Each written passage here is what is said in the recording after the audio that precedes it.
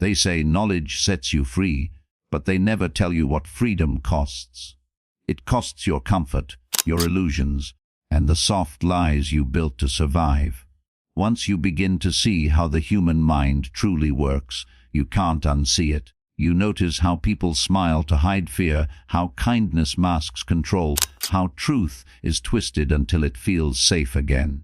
You start to realize the world isn't made of good and evil. It's made of motives. And the most dangerous mind isn't the one that deceives others, but the one that deceives itself. There are truths about the human mind that most people will never face. Not because they are hidden, but because they are unbearable to accept. The mind is not a place of peace. It is a theater of contradictions, where every noble act conceals a selfish motive and every smile hides a wound. We are trained to look outward, to search for meaning in light, love, and morality, yet the deeper law of psychology teaches that everything visible is born from what is buried. No one wants to admit it, but beneath the surface of every soul lies a chaos too intelligent to be destroyed. The first fact is that people do not seek truth, they seek comfort. The mind bends reality to protect itself. It rewrites memories, distorts perception, and constructs illusions of safety. You think you want honesty, but when honesty threatens identity, you turn from it. Truth is not rejected because it is false, but because it is fatal to who you believe you are. Most of human suffering is not caused by lies told by others, but by the ones we whisper to ourselves to keep our illusions intact. The second fact is that morality is flexible. People are not good or evil, they are convenient. What is called conscience is often social conditioning, a voice borrowed from authority, not one born within. We act righteous when observed and cruel when unseen. Even kindness carries shadowed motives, the desire to be needed, admired, or forgiven. The darker truth is that the line between good and evil is not outside us. It cuts through every human heart. You obey the law not because you are pure, but because you fear consequence. Strip away the fear, and you will see how thin that moral layer truly is. The third fact is that love is rarely pure. What most call love is a negotiation between loneliness and desire. We seek in others the parts of ourselves we have lost. Attraction is not random. It is the unconscious searching for what it cannot heal alone. That is why we fall for what hurts us, because pain feels familiar. The mind is drawn not to safety, but to recognition. Every toxic relationship is a mirror. It reflects the wound you refuse to face. The tragedy is that people confuse dependency for devotion, and the cycle continues. Two incomplete beings feeding each other's illusions of wholeness. The fourth fact is that power corrupts not through greed, but through revelation. When someone gains power, they don't change, they unfold. Power doesn't infect character, it exposes it. The timid grow cruel, the silent grow commanding, and the kind grow calculating. Power strips away the need for pretense, leaving only raw instinct. Those who crave control over others are the ones who feel least in control of themselves. The mind seeks balance, and domination becomes its way of restoring inner order. But power gained without self-knowledge becomes poison. It consumes its bearer as completely as it consumes its victims. The fifth fact is that fear shapes everything. The human mind is addicted to control because it fears the unknown. Fear of loss, rejection, insignificance. It drives every ambition and every self-destruction. You call it motivation, but it's fear dressed in purpose. People chase success not because they want meaning, but because they cannot tolerate their own worthlessness. Fear is the architect of civilization. It builds cities, laws, religions, all to escape the chaos within. But what's never taught is that fear cannot be eliminated. It can only be faced, and in that confrontation it changes form. Those who deny fear become ruled by it. Those who face it become unpredictable. The sixth fact is that identity is a mask, and everyone wears one. You are not a single self. You are a collection of roles, shifting according to need. The version of you seen by friends is not the same one seen by enemies or lovers. People call this inconsistency hypocrisy, but it is survival. The psyche is fluid because reality demands adaptation. The danger comes when you mistake one of your masks for your real face. When that happens, you lose the ability to change. You become a role, trapped in performance, unable to breathe outside the script you wrote to be loved. The seventh fact is that most people do not want freedom. They crave authority, someone to tell them who they are and what to do. Freedom demands responsibility, and responsibility reveals weakness.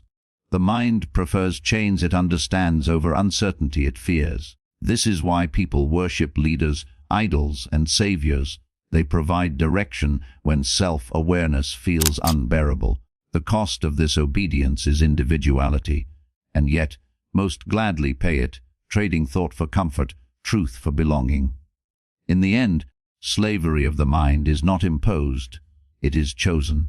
The eighth fact is that suffering attracts attention, and attention feeds identity. People wear pain like a badge, not because they enjoy it, but because it gives them definition.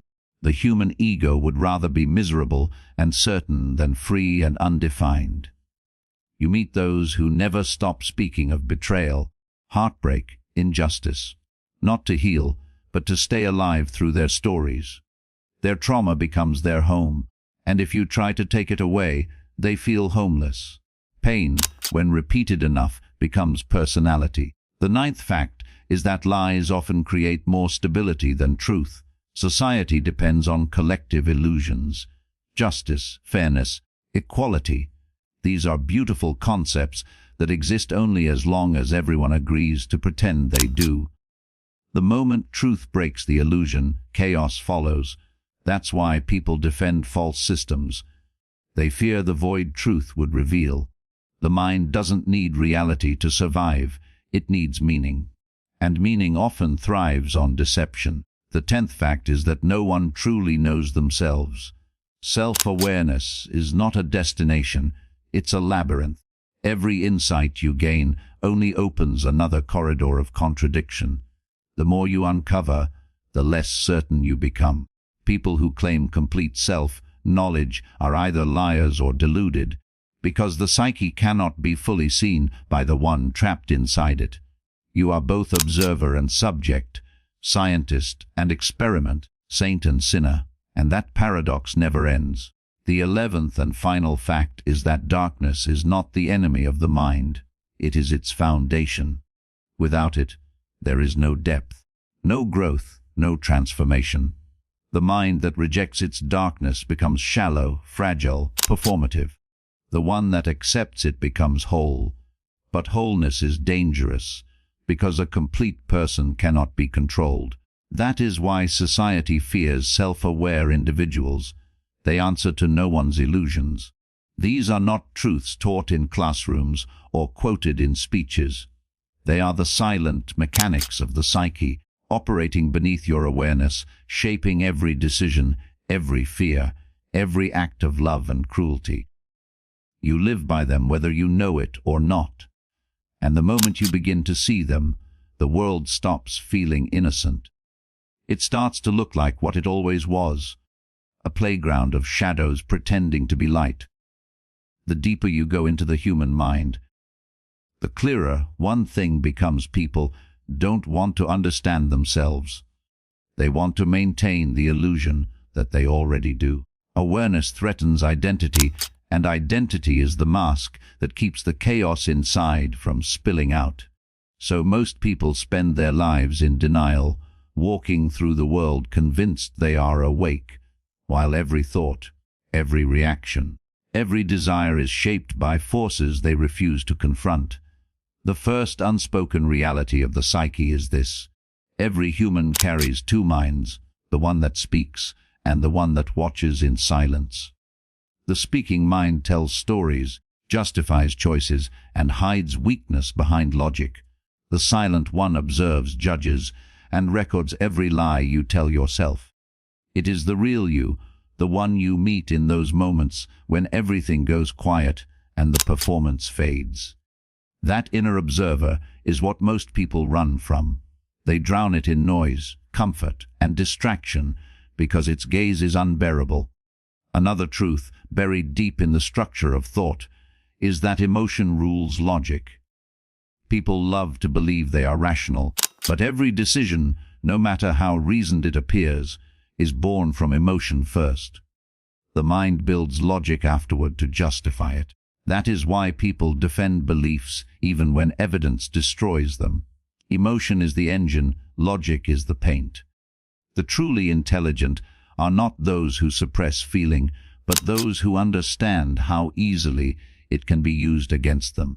The mind is addicted to patterns. When life repeats, it feels safe, even if those repetitions bring pain. This is why trauma recycles itself. The victim often becomes the architect of their own suffering, seeking familiar chaos because chaos feels like home. The mind doesn't crave peace, it craves what it understands. That is the quiet tragedy of the human condition. People return to what hurts them, not because they want pain, but because pain feels familiar and familiarity feels safe. Control is another illusion that defines humanity. The need to control stems from the inability to sit with uncertainty. We plan, we predict, we manipulate outcomes not because we love order, but because unpredictability reminds us how fragile we are. Yet every act of control tightens the cage. The more you try to control others, the less control you have over yourself. The obsession with dominance is the shadow of fear, not the presence of strength. Truth number 5. Every relationship is a psychological exchange. No connection is purely emotional. It is transactional on a subconscious level. You give validation, and you expect loyalty. You give love, and you expect safety. You give attention, and you expect meaning. The moment those exchanges break, affection turns to resentment. The human bond is fragile because it's built not on pure care, but on mutual need. And when need fades, the mask of love slips away, revealing what was always beneath it. Fear of being alone. The mind hides violence behind morality. Every person has a dormant capacity for cruelty, waiting for the right justification to awaken it. It doesn't require rage to act, it requires permission. When people are convinced their cruelty serves justice, they commit horrors with pride. History is full of ordinary men and women turned executioners not by hatred, but by righteousness. The most dangerous evil is not born of malice, but of conviction. Memory itself cannot be trusted. It does not record, it edits. It does not preserve, it protects. The events you recall are not what happened, but what your psyche allows you to see without breaking. You forget, distort, and reconstruct moments to maintain coherence. Every human story is part truth, part fiction. That's why two people can live through the same moment and remember it differently. Each mind builds its own version to survive. Another dark principle: guilt is a tool, not a virtue. It keeps the conscience enslaved. Society teaches guilt as morality's companion, but guilt often prevents growth. It makes people afraid of themselves, forcing them to bury their instincts. The manipulative use guilt as a leash. They make others feel responsible for emotions they never caused. True morality isn't born from guilt. It's born from awareness. But awareness is dangerous because it dismantles control. Here lies a cruel irony. Humans crave authenticity, but are terrified of being seen. You wear honesty like a badge, but panic when someone looks too closely. You hide pain behind humor, ambition behind insecurity, kindness behind fear of rejection. People lie not because they love deceit, but because truth exposes them to judgment. The need for acceptance outweighs the need for sincerity. And so, the world becomes a stage of masks smiling at masks, no one truly knowing anyone, including themselves. The more self-aware a person becomes, the lonelier they feel. Awareness isolates because illusion no longer satisfies. The crowd becomes noise, small talk becomes exhausting, and the old joys fade. You begin to see how most human interaction is ritual, not connection, words spoken to maintain comfort, not to exchange truth. This loneliness isn't a flaw, it's evolution. The mind that sees too much no longer fits the world that thrives on blindness. The final truth of this section is this: strength is not built through victory, but through confrontation with weakness. The mind does not grow in comfort, it grows in friction. People avoid discomfort as if it were death, but that discomfort is the birthplace of clarity. Pain is information. Suffering is a message. When you run from it, you lose the chance to understand what your psyche is trying to reveal. Growth begins the moment you stop treating pain as an intruder and start listening to it as a teacher. The dark law behind all these facts is simple: self-awareness demands sacrifice. The more you understand your mind, the less comfortable you become in your skin. The illusions that once gave safety crumble, and beneath them lies something raw and unfiltered. That's why few ever seek true knowledge of the self, because to know the truth of the human mind is to lose innocence forever.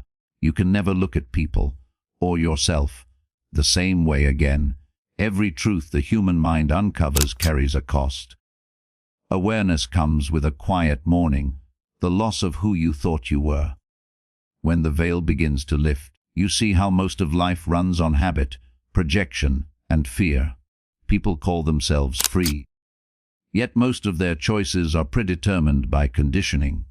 The words they speak, the partners they choose, the beliefs they defend, all sculpted by years of unseen programming. The mind becomes a machine repeating patterns it never questions. Freedom is not the ability to choose. It is the ability to see the machinery before it moves you. Here is the next hidden law: people do not seek truth. They seek comfort dressed as truth. The mind craves stability, and truth destroys stability.